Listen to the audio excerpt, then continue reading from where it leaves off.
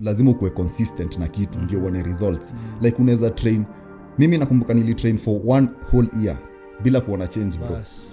Yani my friends wananiuliza wewe unaendanga gym kufanya nini? Like nimetrain na hakuna change. Like yani ile kabisa hakuna change inaweza onekana. A whole year ikaisha. Naweza kosa kuwa na the best body bro. Lakini nita make sure I have the best based on my genetics and my potential. So as long as naweza nini potential yangu, naweza push mwili yangu mpaka place inaweza fika, mimi niko sawa. Because tunasemanga at the end of the day una compete na yourself. Yeah, so kitu yoyote yenye unafaa kuwa consistent for the rest of your life, like umefanyia kwa lifestyle, si rahisi, unaona. So kama una feel una struggle, it's okay, unaona. Struggling is not a problem. The problem ni uweze kupita yani hiyo struggle. Ungangane hata kama una struggle, at least una make progress. There is more to this. Si unajua watu wanasuming wa gym ni muscle head, like hakuna kitu wanaendeleza. But wanasemanga when you speak, you tell the world who you are. Unaona, the moment nimeongea bro, mtu anaacha kuniona.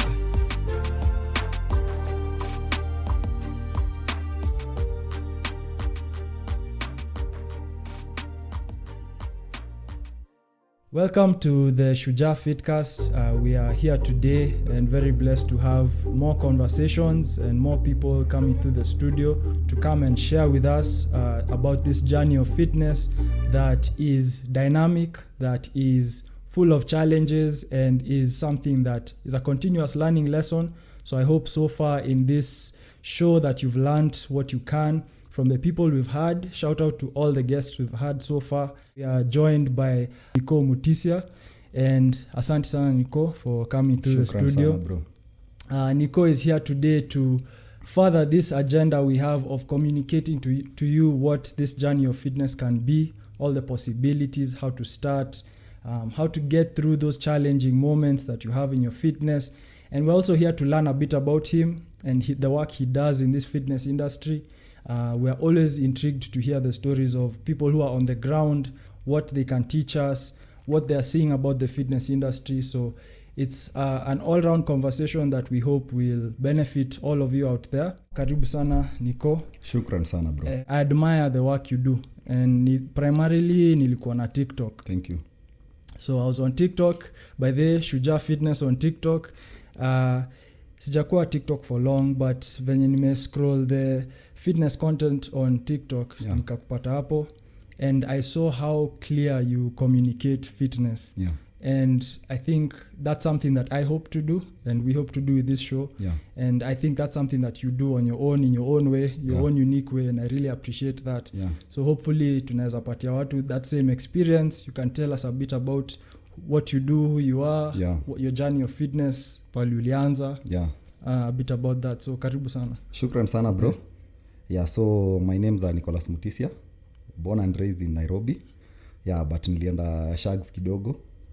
Maisha imekuwa tricky upbringing pale 1 2 3. Yeah, nimesomea area inaitwa Kadhonzweni ama Kao. Okay. Kadhonzweni, shule inaitwa Vitale. Ni kama approved, watu wanajua shule ni watu wenye wako na shida ya discipline na nini wanapeleka huko. Nikatoka Vitale nikaenda Moi Forces iko area ya Huruma Nairobi. Nikamaliza Moi Forces nikaenda Nairobi University nikafanya finance, nimefanya pia CPA. But sasa all my life nimekuwa passionate about sports in general na story ya fitness. Na naweza sema journey yangu ya fitness ilianza kitambo. Nikiwa shule nilikuwa nacheza ball sana.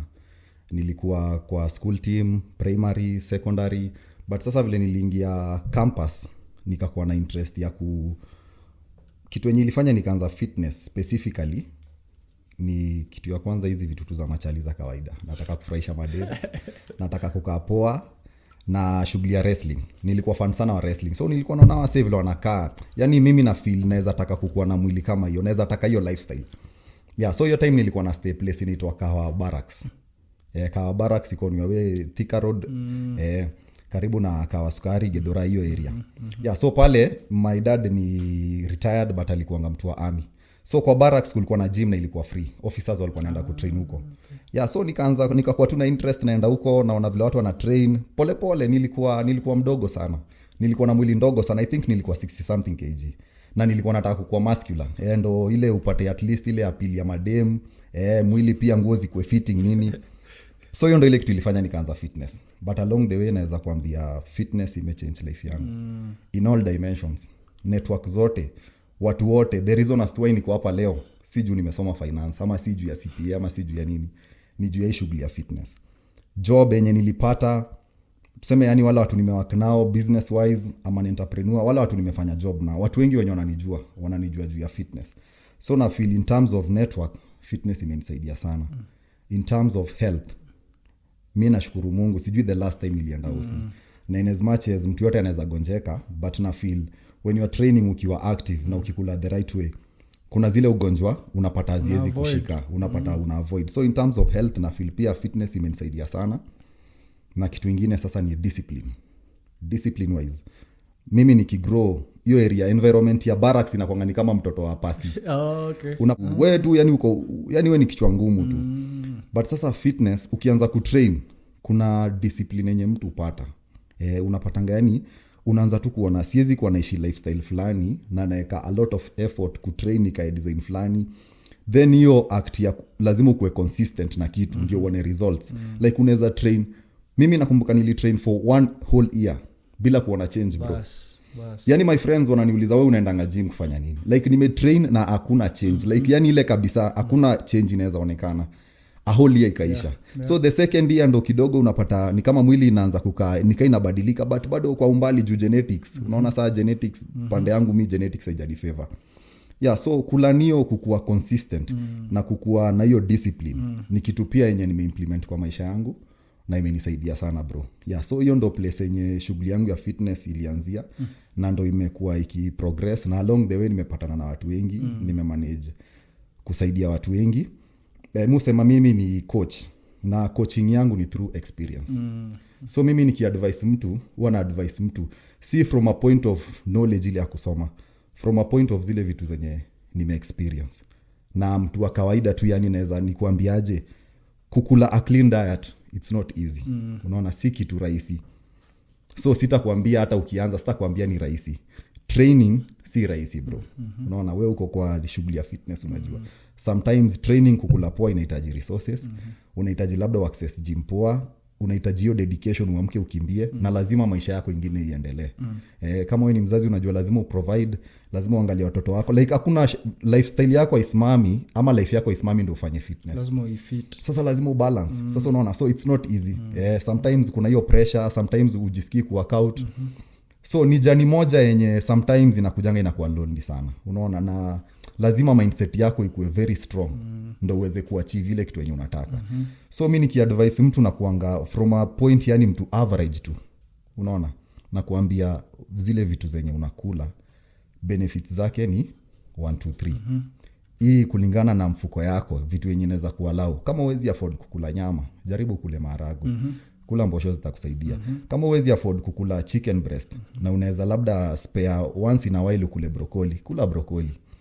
Along the way life unajua inakuanga na phases. Unaweza kuwa sahihi huko poa financially, but in the next few years utakuwa fiti. But sasa you have to start from somewhere and use what you have. Yeah, so hiyo ndo highlight naweza sema ya shughuli zangu za fitness na ndo imenifikisha place yenye niko leo bro. Very interesting juu ukisema uliraisiwa barracks nafikiria naweza dhani ati discipline kila siku. So it's interesting that fitness was the thing that gave you that initiative to actually have real discipline. Kabisa bro.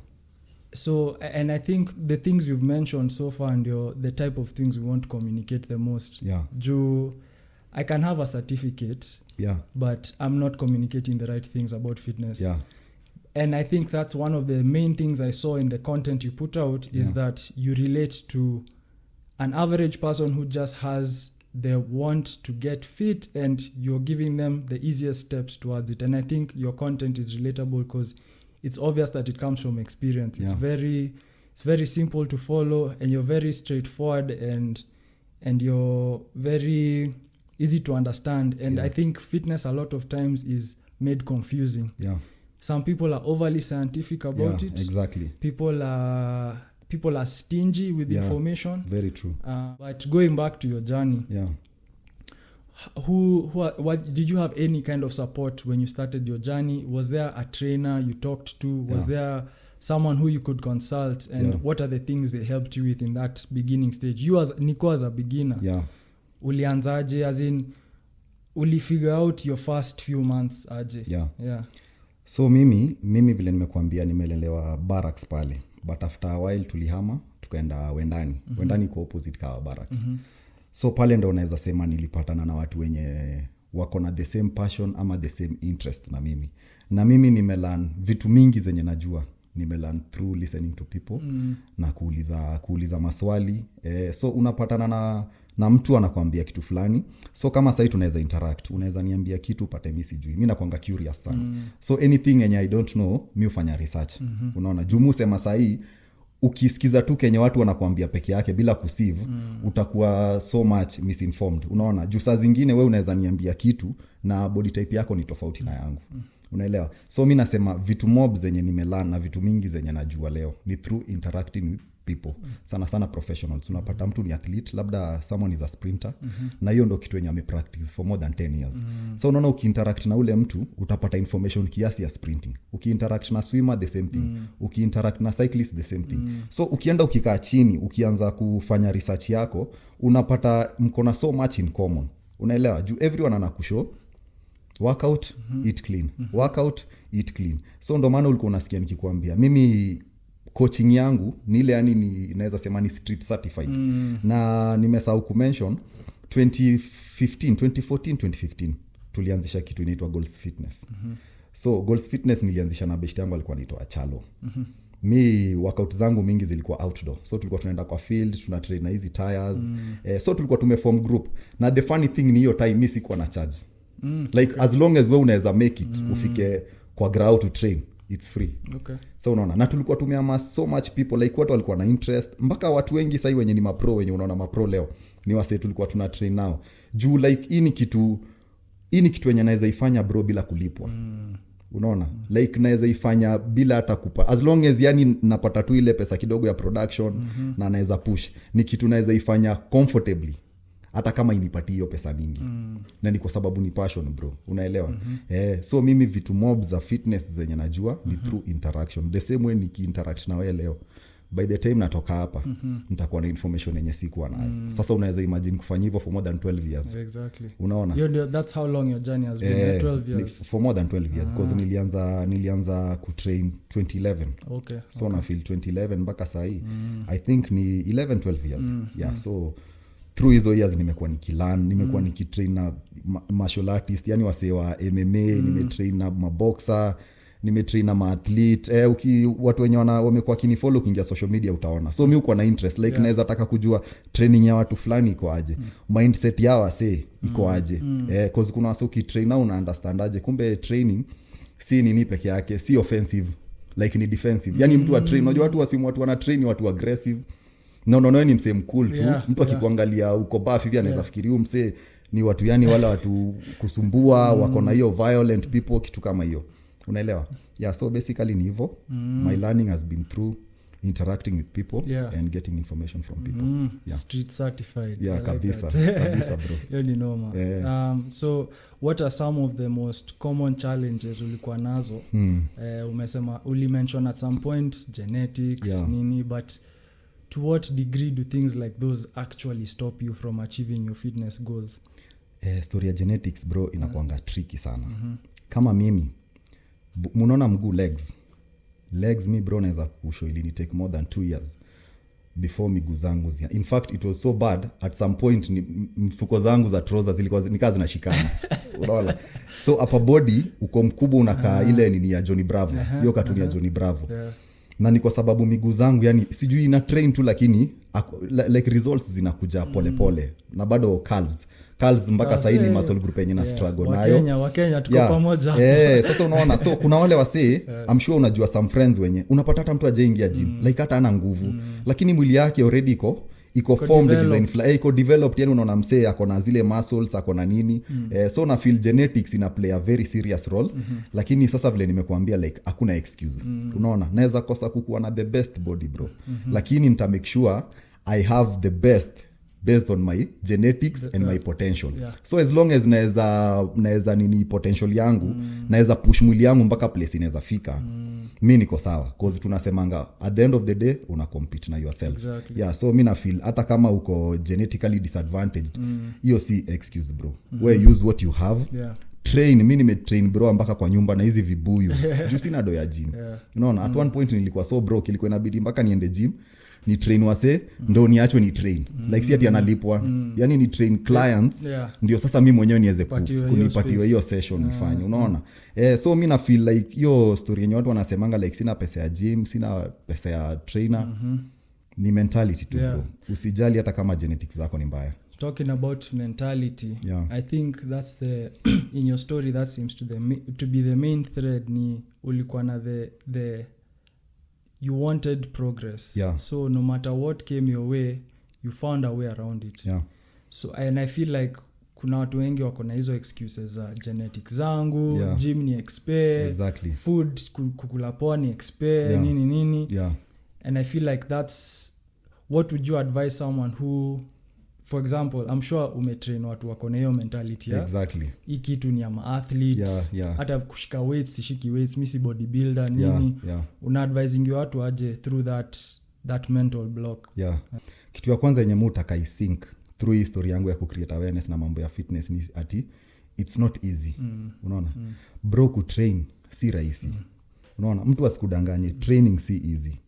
Kukula poa si rahisi. Na ni kwa sababu kitu yoyote yenye unafaa kukua consistent for the rest of your life, like umeifanya ikuwe lifestyle, si rahisi. Unaona? So kama una feel una struggle, it's okay. Unaona, struggling is not a problem. The problem ni uweze kupita yani hiyo struggle. Ungangane hata kama una struggle, at least una make progress. Unaona, hata kama tuseme una train arms, so unajua kugain inches kwa arms, ina take a lot of time. Kama mimi nimetrain hizo miaka zote bro, na unaona vile nakaa leo. Mimi si ati sina hiyo mwili ati unaweza sema ati ni mwili ya bodybuilder ama nini. But na feel niko fit, niko na strength, niko na endurance, na nafanya the best. Kulingana na zile vitu niko nazo. Kulingana na ile zile genetics niko nazo, kulingana na ile food naweza kula, kulingana na zile resources naweza access. Unaelewa? So mimi na feel everyone anafaa kufanya hivyo. Na hivyo ndio mimi wana advice mse. Kama uwezi fika gym juu ya finances, fanya body workouts kwa nyumba. Kama uwezi kula nyama, kula ndengu, just eat something as long as ni balanced diet. With time uta progress. Mimi believe kama wewe ni mse wa bidii, life will open up. Unaona, kila mtu ana achieving milestones zake different times. So mimi ndo ile kitu wanajaribu ku convince nayo clients, kuambia kitu ya kwanza lazima understand si rahisi. Na mtu asikudanganye hata pro. Si rahisi. Na ndio maana unaonanga unapata mtu anakani kama ako na everything, na unaona mtu ana commit suicide. Ni kwa sababu the biggest battles zenye watu wana deal nazo ziko kwa kichwa. Unaelewa?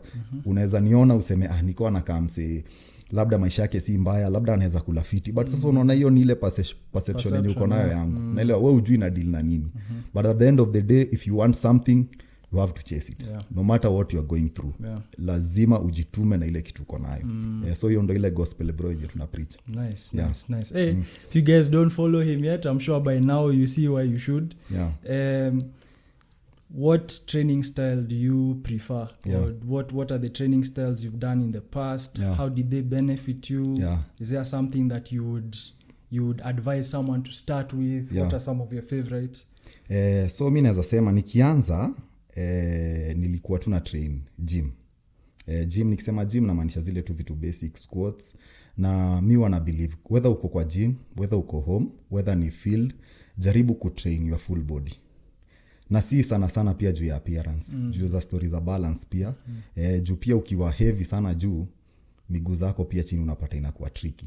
So mimi usema tu anza tu basics, compound workouts, squats, bench, deadlifts. Like unaona sasa ukiwa na interest ya kitu, when you start doing something, unaanza kulearn vitu mingi juu ya hiyo kitu yenye unafanya. Unaona, the only way unaweza understand kitu ni ukianza bro. Juu sasa ukisha try ndo unaanza kuona challenges, unaanza kuona advantages, disadvantages. So venye nimekuambia, mimi nimelearn vitu mingi sana bro through gym. Na ndio maana kama hii shughuli yenye tunafanya tutaiongelea, naenda different gyms na train na different people. Kama leo sasa unaona tutafanya session na wewe. So tukifanya session na wewe, tuseme tuna train legs. Mimi kuna ile style yangu ya kutrain legs. we kuna kitu yenye umekuwa ukifanya. Sasa unajua ukini explain hiyo niambie Nico mimi ufanya legs hivi juu ya 1 2 3 naweza enda ni try hiyo workout nianze kuona hii workout inanisaidia, unaona like hii workout ni convenient na mimi juu venye nimekuambia body za wase zinakuanga different. Unaelewa? Na saa hii venye sasa tuko kwa age ya information na technology si lazima uchoke kama kitambo. Unaona kuna wase they don't do squats, wanafanya leg press, wanafanya split squats na miguu zao ziko developed, ziko sawa. So unaona through hiyo kuinteract na watu different, training with different people, unapata different workouts na inakusaidia sana. Now talking about that and the access to information na hiyo intimidation fitness imekuwa nayo for a long time.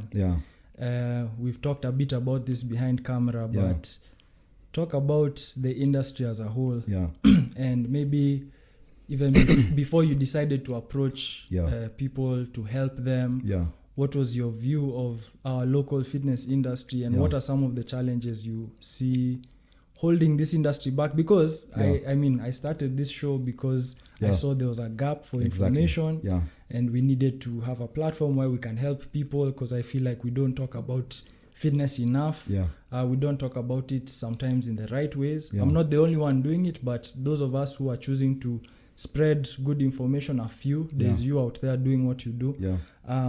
What do you think has held our industry back? What do you think are the ways forward? How do you see all of it, the big picture of this industry as a whole? So that's a very nice question. Na ni kitu it's so dear to me. Kwa sababu vile nimekuambia nimekuwa na hii passion ya fitness for a very long time. Na ukiangalia industry, this is my opinion, na feel kuna disunity sana. Na feel everyone anafanya kila kitu kivyake. Ukiangalia kama industry ya music, kama comedy, watu wako na unity. Yani mtu akifanya content, akiona mtu mwingine anafanya kitu yenye ziko relatable, wanashikana, wanawaka pamoja. Na hiyo inasaidia kupush content, kupush information, kucreate awareness, na hiyo at the end of the day industry yote ina grow. Hii kitu bro hauwezi fanya peke yako. So kama mimi ni bro, mimi ni introvert. Mimi si mtu napenda kuwa mbele ya kamera. Yani mimi hii si shughuli yangu. Mimi ni mtu napenda kufanya vitu zangu chini ya maji. Na wasee wengi wenye wananijua watakwambia. Like mimi ni msee tu nikienda place nimetulia. So nimekuwa nikiattend hizi shows za bodybuilding, hizi shows za like athletes pia, mali watu wana race na nini, strongman, hizo vitu. Na ukienda pale bro unapata hakuna wasee. Like hakuna mafans, wasee wako pale tu ni kama tu ni maathlete au mabodybuilder. Na sasa hii kitu ina translate pia kwa mifuko za athletes. Juu unapata hawaezi lipwa ile pesa inafaa. Unaelewa? Na ni kwa sababu sasa kama hakuna hiyo unity na hakuna hiyo awareness. So mi ile gap yenye na feel iko kubwa sana, na feel watu wengi hawana information juu ya stories za fitness. Na sasa hiyo ndio place yenye nilifika nikafeel wacha tu niongee, mimi nishe ile kitu yenye niko nayo.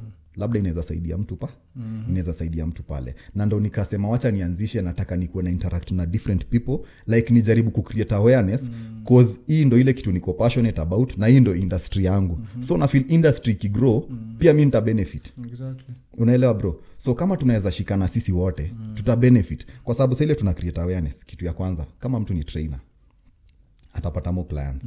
Unaona, ukiangalia matrainer majuu bro, wao umekuwa majuu unajua. These people are living large. Unaona, wanaishi very comfortable lives na wanafanya the same thing yenye trainer wao wanafanya. Unapata wasee wengi wanakam kwa gym. Kwa nini? Juu wana understand importance ya fitness kwa maisha yao. Unaona? Haya, msee yako pale home, ukimuelezea, ukimueducate, fitness si story tu ya venye unakaa. Itasaidia health yako. Stories za chronic illnesses utaweza kuziavoid, utaweza kufanya 1 2 3. Like the moment tunashikana na tuna create awareness, everyone ata benefit bro. So hii ndo ile gospel yenye najaribu kuput across. Na unaona hii shughuli yenye wewe unafanya through mimi na wewe kuongea, hata kama ni mtu mmoja bro, hata kama ni mtu mmoja bro, leo atasaidika afilaje. Kumbe hii fitness si ati hawa sewa gym wanakuanga tu wamefura. Unaona, there's more to this. Si unajua watu wanaassumingi wasewa gym ni muscle head, like hakuna kitu wanaendeleza. But wanasemanga when you speak you tell the world who you are. Unaona, the moment nimeongea bro, mtu anaacha kuniona Nico hawa ni wale watu tu wa mazoezi tu wa kurukaruka, like hiyo ndo msi ana get, like kuna shughuli zingine pia tunafanya kwa maisha. Have you ever tried shopping for fitness equipment? If the answer is yes, I'm pretty sure you know just how expensive that can be. And so at Shujaa Fitness, we do offer locally made, very affordable and durable fitness equipment.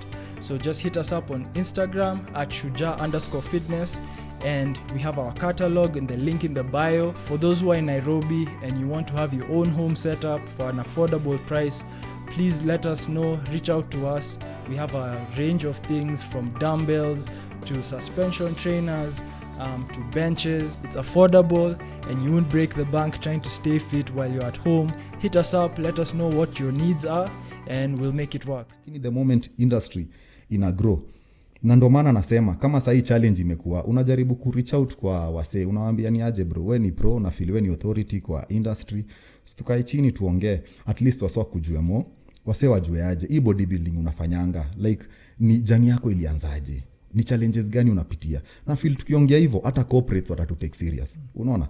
Utapata manini kama Safaricom pale wanaangalia wanasema hii kitu wenyewe wao wameshikana wanafanya, this is something serious. Wacha tuweke do yetu tuweke do yetu hapo. Na sasa hiyo industry ina grow. Kama wewe ni athlete unalipwa vizuri.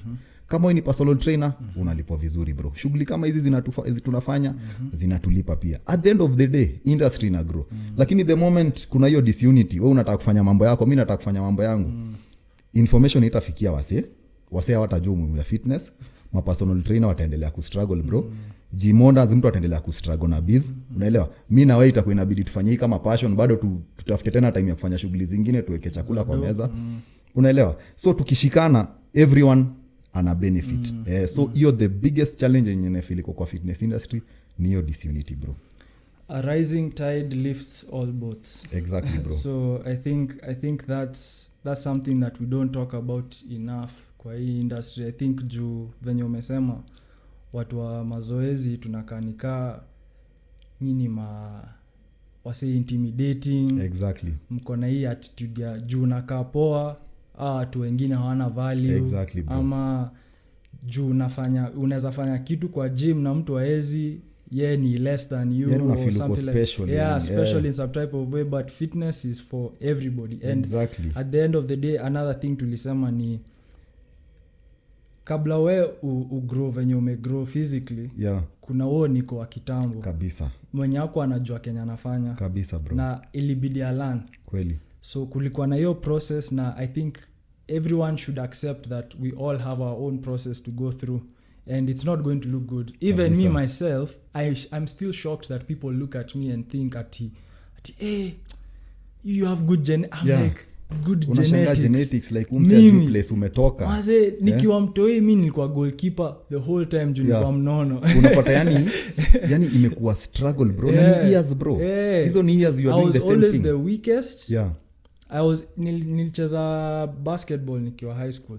But siwezi kudanganya ati nilikuwa the best player. Nilikuwa na struggle na confidence, nini hata strength haikuwa, aggression sikuwa nayo, but sasa venye nimeingia hiyo journey ya fitness venye umesema, ndio unaanza kugrow hiyo confidence kabisa. Unaanza kugrow the knowledge, self-esteem inapanda. Unaanza it's like you're fitting into yourself kabisa, better not just your clothes. So those are some of the intangible things about fitness that I wish we would communicate more about. Exactly. And which you've articulated so well, Joe. Fitness is so much more than just what we do in the gym. 100% bro. And our lives, I'm sure you'd say the same thing, would not be the same without fitness. Kabisa bro. Mimi pande yangu vile unasikia nikikwambia fitness is everything to me. Unaona? Na hii ni in terms of business. Mufanya business, mimi nafanya freelance copywriting. Hizo ni zile articles za online na nini. Niko na shughuli nafanyanga za kuuza manguo pale. Nilikuwa na shughuli nilikuwa nafanya za massage beds. But hiyo najaribu kudispose sai. Inaitwa Nuga Best. I think I saw niona post hapo. So basically like nafanya business. Lakini the most important thing yenye nataka watu wapate ni ati fitness iko na network serious. Unaona kama vile watu usema pombe iko na network, like lazima mkue kwa club mfanye 1 2 3. Na ni kwa sababu anyone tukipatana na wewe bro, tukiongea mambo ya fitness na feel story yako. Na ndio maana nilianzisha hiyo shughuli inaitwa Keep Fit with Nico, by the way. Nitaanza ku release soon hizo ma episode. Na ni yani mtu anashare journey yake na interact na wewe, najuaje huyu boys wangu hii shughuli yake juu tuna training na wewe kwa gym. unaona, na mimi na assume like wewe umekuwa hivi juu mimi nimekupata ukiwa hivi. Exactly. Sasa unaona, lakini sasa the moment unaniambia at one point ulikuwa na shida ya weight, ulikuwa una struggle, na mimi naye nilikuwa na struggle, mimi nilikuwa mdogo, nilikuwa nataka kuwa mkubwa. Unaniambia bro, mimi mpaka sasa niko na challenges za dona 1 2 3, but ndo shughuli yangu, mimi ni trainer, nimekuwa nikitrain for some time. Sasa unaona, through your sharing tunapata tuko na so much in common. Then ukiongea na watu, kuna mtu anataka trainer, specifically mtu anakuja kwa nyumba kumtrain, na ajui mali atapata, na wewe ndo shughuli unafanyanga na uongei. Everyone TikTok bro, everyone online, mapro wanapost wakitrain. Unaona, ni sawa bro, wewe ni pro unapost ukitrain, but uko na so much information and you are not sharing. Kwa mtu wa kawaida akikuangalia, mara moja utasikia wao wakisema watu wa gym wanajifanyanga, wanafeel hizi body zao nini, na ni kitu yenye ukiongea na watu unasikia mpaka mtu anakuambia mimi sitaki wife yangu aende gym. What? Juu mtu anafeel threatened, anafeel pale kwa gym kuna maboy watamnyang'anya wife, watamnyang'anya wa mafisi watachukua demu yake. Na unajua sasa ni kwa sababu msee pia na ile information ya pale kwa gym kuna ma-professional, unaelewa? Na wewe juu unashinda ukipost ukitrain ukiwa una shati, ukiwa umepiga shot yako, ni msee ana assume juu anakuona, unajua sasa hujaongea, but the moment umeongea msee anaanza kufeel msee si venye nilikuwa na passive, this guy is good, like msee ni pro, anajua ile kitu anafanya 1 2 3. So mtu ana feel more comfortable akiachilia mtu wake aingie gym. Like tukicreate awareness bro, hii kitu yenye unafanya naweza kuguarantee in the next few years industry itakuwa imegrow sana. Juu tunaanza in our own small ways, tuna hope along the way watu watajoin, tukireach out watu watacooperate. The next time unapata umekaa hapa na daktari, mnaongea story ya vitu kama diabetes, unapata umekaa hapa na nutritionist, mnaongea story za diet na nini. Yani professionals, unaelewa? And it takes a lot of guts. Venye nimekuambia, mimi before nianze kuongea kwa hiyo TikTok yenye unaona, kitu ya kawaida yenye vitu watu wanafanya, nilikuwa yani najiuliza sasa mimi nitaongea niambie watu nini? Unaona, like me already sitaki kuwa mbele ya kamera, unaona, juu na feel si unajua story pia za cyberbullying, stories za hizi social media bullying, like tu mtu akona opinion yake, ujui kama unaweza deal nayo, but so unaona the moment una feel sasa kama si mimi ni nani. Exactly, unaelewa? Tutaangalia industry ikishuka. So unaona, so mimi na feel wacha mimi nifanye ile kidogo yenye naweza. Wase wengi hawanijui, wase wenye wananijua probably ni watu wenye tumekuwa kwa fitness now, but most of the people hawanijui. Na si ati niko na hiyo information mingi sana bro, but mimi wana believe kila mtu akona something to share. Exactly. Unaelewa? Everyone akona kitu anaweza kuambia na iku benefit. Na sasa mimi ile passion niko nayo, ile information niko nayo, ile experience niko nayo ni story ya fitness. Mimi siwezi anza kuongea stories za music bro. Unaelewa? So sasa mimi na feel kuna there's a shortage ya content informative. Unaelewa? Social media sana kuna stories za gossip, kuna stories za vitu kama hizo, but hakuna informative content. Na sometimes informative content inakuanga boring. Unaelewa? Lakini sasa lazima tupush bro. Na lazima tupige kelele mpaka istick. Exactly. Kwa vichwa za wasee. Ndio maana wasee wengi watu wakianza podcast kama hizo zenye unafanya, tukishikana wasee wengi itabidi watu waanze kupay attention kwa hii shughuli ya fitness bro. Na nakwambia hiyo ndo the only way industry ita grow. There's a lot of talent, kuna mapro wengi sana, but hakuna information. Unaona? Na sasa hiyo itaku affect wewe whether wewe ni pro. What is the point bro ya kukuwa umesomea fitness, wewe ni certified trainer na yezi translate kwa mfuko yako? Unaelewa bro? Let's be real. At the end of the day, exactly bottom line. Na the reason as to why I translate kwa mfuko yako ni kwa sababu wewe hiyo area yenye unafanya job, most of the people hapo hawana information ya fitness. Unaona, mtu akipiga hesabu zake haoni value ya kwenda kwa gym. Na wewe unafanya kazi kwa gym. Sasa utatoa wapi dogo? Ama unauza equipment bro. Sasa ni spend do na wewe. Exactly. Sasa unaona, so mtu haoni value. Lakini the moment umeelezea huyu mtu, ameona hii kitu si kitu ati ya by the way. Ni lazima bro. Ni either wewe uanze hiyo jani yako, ama daktari atakwambia lazima uende ukue fit. Lazima upunguze weight yako. Unaona, juu ya health yako.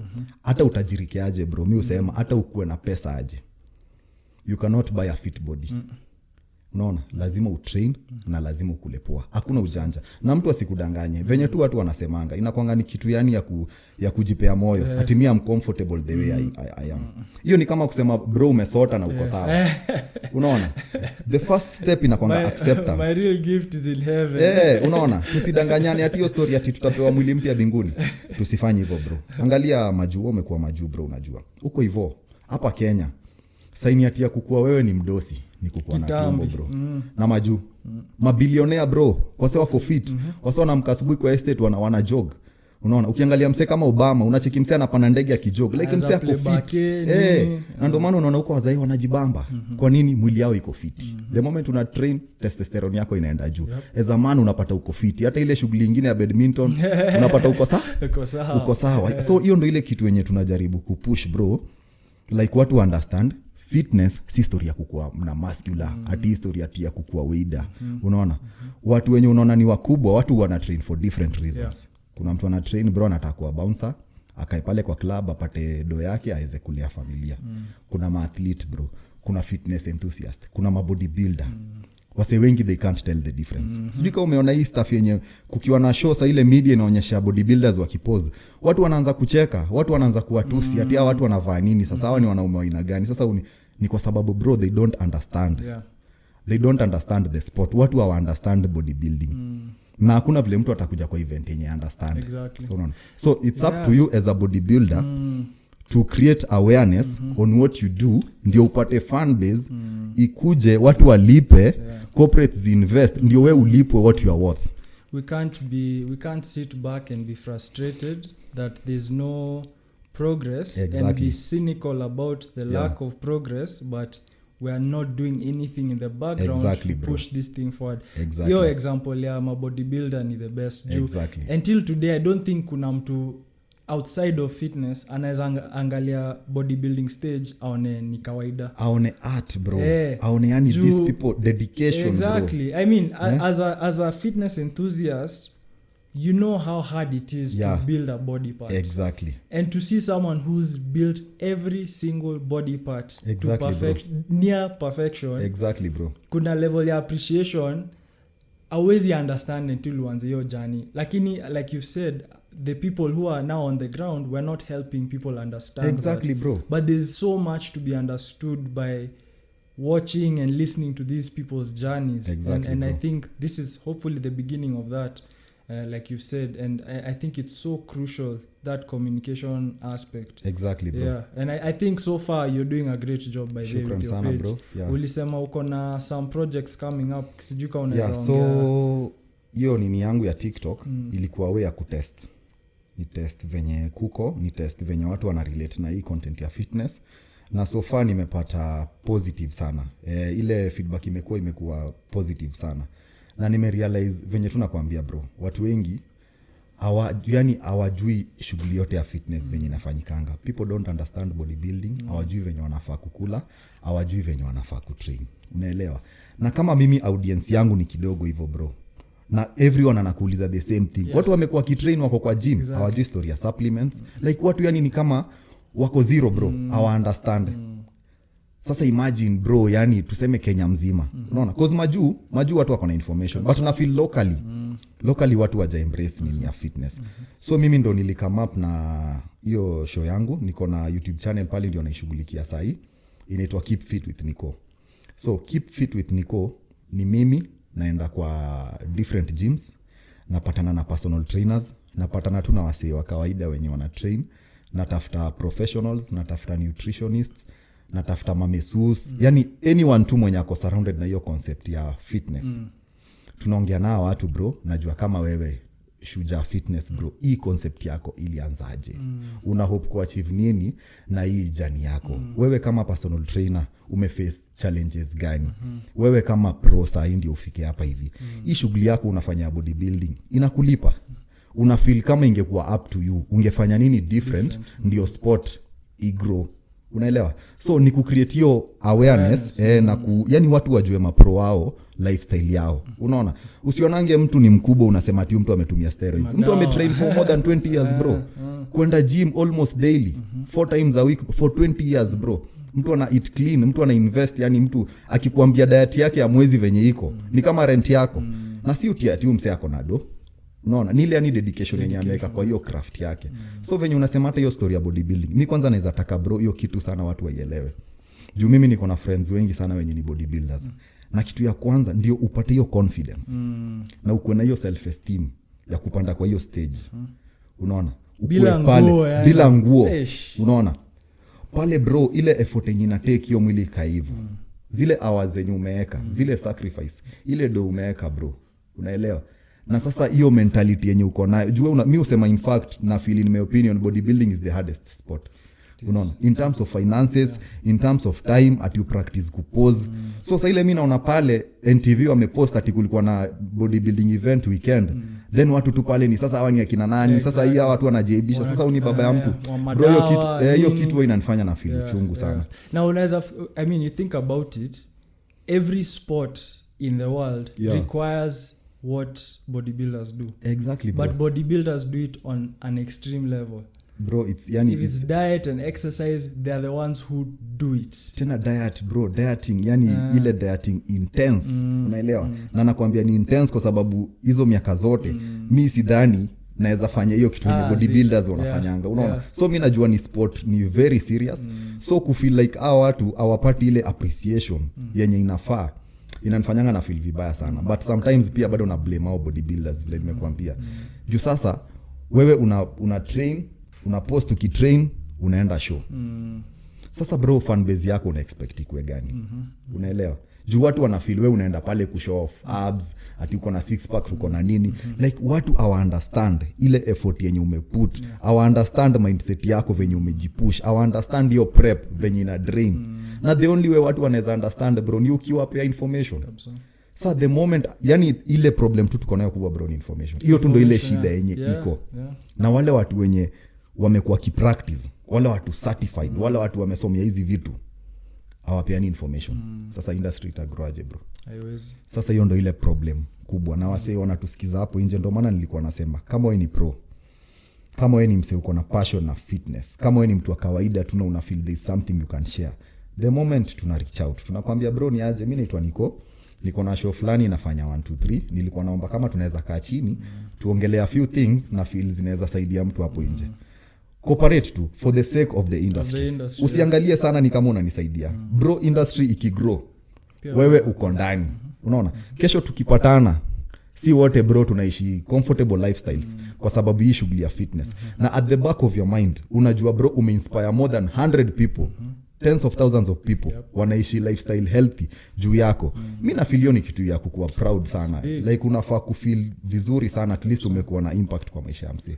So hiyo ndio ile kitu yenye project yangu bro inajaribu kuchase. Yani noma. Anyway we can support. Exactly bro. Tuko pamoja. Kabisa, nashukuru sana bro. Yeah, and thinking back to your personal journey, how did I was watching a video the other day about how when you begin your fitness journey, nika watu wenye wako kwa maisha yako ni lazima pia wao adjust.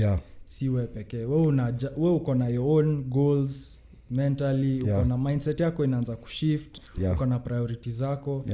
What are some of the ways maybe there were challenging times that the people around you maybe made it a bit harder for you to move forward? You know, people have seen you a certain type of way your whole life, and now umeanza hii lifestyle tofauti, sijui umekuwa sijui aje.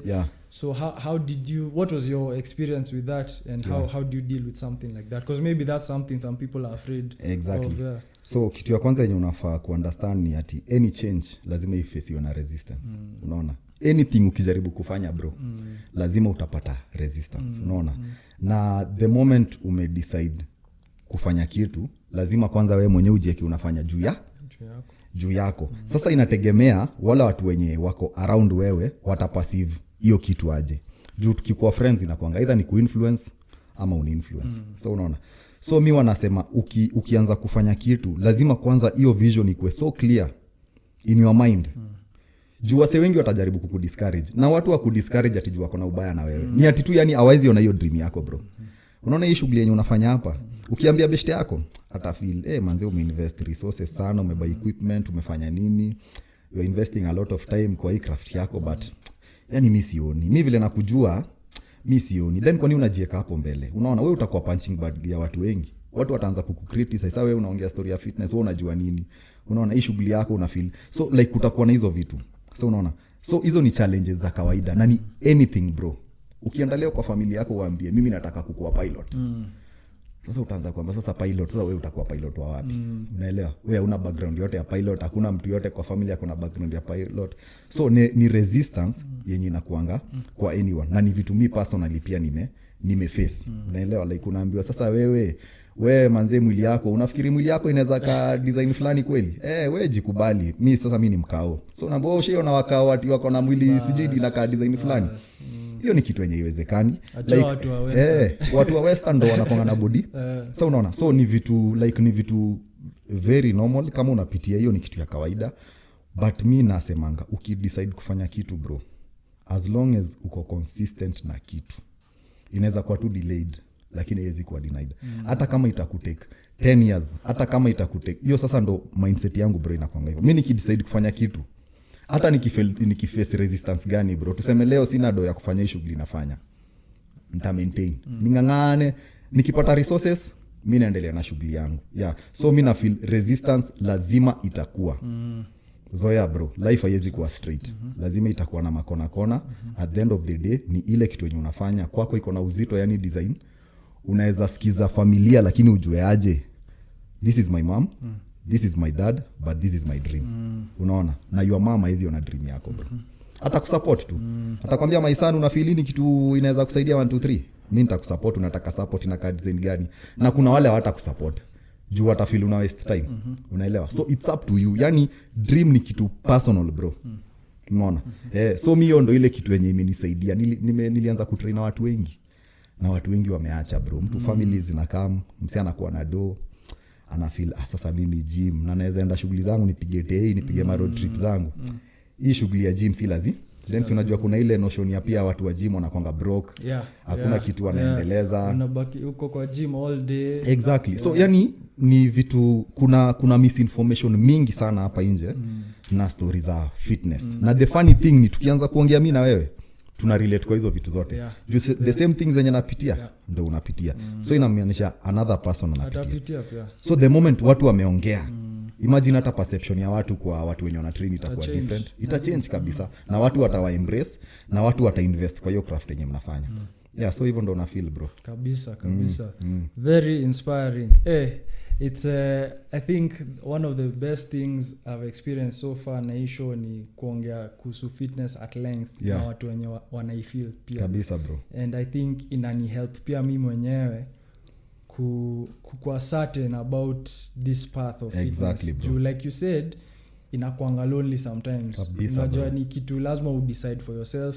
Hiyo discipline yako wewe peke yako. Bro. Lazima wewe uamke, utrain, ukule, nini. Daily bro. Daily.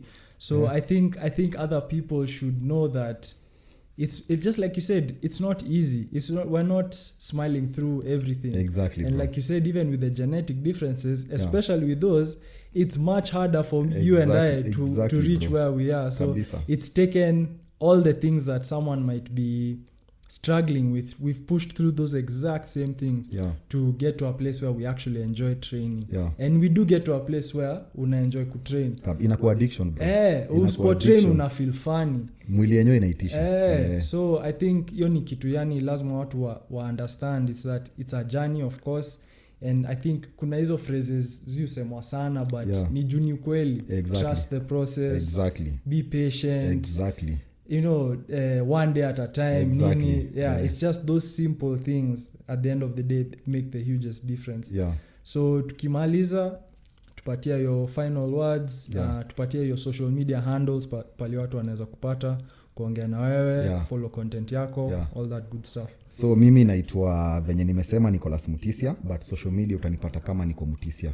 Facebook Nico Mutisya, Instagram Nico Mutisya, TikTok Nico Mutisya. Kama uko na swali yoyote, kama uko na information yoyote yenye unaweza taka kupasa across, venye nimesema mimi nimelearn through listening to people. Kama content yangu ama ile kitu nafanya una feel kuna place yenye naweza kuwa nakosea ama naweza ifanya difference, niko open to ideas. Na feel yani everyone anakuanga na something to offer. So follow hapo, utaona video zangu nikitrain, utapata mahali naongea, tunaweza interact. YouTube pia ni Nico Mutisya, naanza kupost hizo videos very soon. Nitakuwa naenda different gyms, nitakuwa na interact na different people, na the aim venye nimekuambia ni ku create awareness, na hope ni kitu itasaidia wasee. Kama wewe ni msee uko kwa fitness industry, naweza waomba sana wasee, tusikue si wenyewe ndo tunapigana. Afadhali nipate resistance kutoka kwa mtu wa nje. Juu nitasemaje huyu mtu understand ile kitu yenye nataka kufanya. Lakini ni wewe bro, tukiongea na wewe unafaa kukua, yani inafaa kukua clear sana kwa kichwa yako ile kitu yenye nase. So unaona, so wewe kunifight hakuna venye nakusaidia. Nimewasho at the end of the day lazima tushikane. Tupende tusipende. Lazima tushikane ndo industry grow. Si wote tusaidike. Na kwa msee mwenye ako pale nje ajui anzia wapi. Juu kuna watu unapatanga mtu anaogopa kwenda gym, atakuwa criticized. Msee ako obese, msee ajui venye anafaa kukula. Uliza, usiogope kuuliza. Watu wenye wana train, the funny thing, hiyo perception inakuanga ati ni watu wanajisikia, ni watu wako na maringo. Hiyo ni kitu very wrong. Watu wenye wana train mtu, vile nimekuambia training inapeanga mtu discipline. In fact, mimi ukinipata nikitrain mtu akiniuliza swali, like hata naweza acha training. Unaona? Juu na feel nikipatia msee hii information inaweza msaidia sana na ita change life yake bro. Kuna watu wana struggle, unapata msee ako pale ni alcoholic. The moment umeanza kutrain, mimi najua so many people bro, mtu mwenye akishaanza kutrain lifestyle yake na change. Unaona, like unakuwa msee focused kabisa. Yani kuna kwanga tuna hiyo effect. Unaona, unaanza kufeel yani mimi sitaji waste nikifanya vitu 1 2 3. Inakupatia hiyo sense of direction na maisha yako. So niko pale social media wasee, mnaweza reach out kama kuna swali venye nimesema, kama kuna vitu zenye mnafeel tufanyi poa, mnatuchanua, tunasaidiana. At the end of the day tujaribu tu grow pamoja. Na boys wangu mpoa sana hapa hivi, shughuli yake inajiita Shujaa Fitness. Tusupportiane wasee, tu subscribe, tu like, tuulize tu, yani tusaidike. Ukiitwa interview wasee, tujaribu tu sana tu come through. Si ni kweli bro? So si mimi sina mengi, nashukuru sana bro kwa kuwa hapa leo. It's a pleasure sana. Nimejifunza pia 1 2 3 na I hope ni vitu tutaendelea kufanya. Asante sana. I couldn't have said any of these things better. Nico is an amazing communicator. Check out his social media. The reason he's here today is because there's things, the way he'll put something is the way I might not be able to, and I really appreciate how you communicate. It's very clear, very concise, and I think it's something the fitness industry needs more of. It's very crucial to why we do this fitness thing in the first place. So I appreciate your perspective, your honesty, your openness, Sana. Keep doing what you're doing, and all the best with your future plans. Thank you bro. Until the next episode, stay tuned to the Shujaa Fitcast. See you next time. Cheers guys. Peace. Thank you for listening to the Shujaa Fitcast. For more information and business inquiries, email us at shujaafitnesswarrior@gmail.com. Follow us on social media at Shujaa_fitness on Instagram, at Shujaa Fitness on Facebook and TikTok, and subscribe to our channel at Shujaa Fitness on YouTube. For audio versions of this podcast, check us out on Spotify, Boomplay, and Apple Podcasts. This show was recorded and produced at the Represented Studio in Nairobi, Kenya. Special thanks to Lucid for the background music.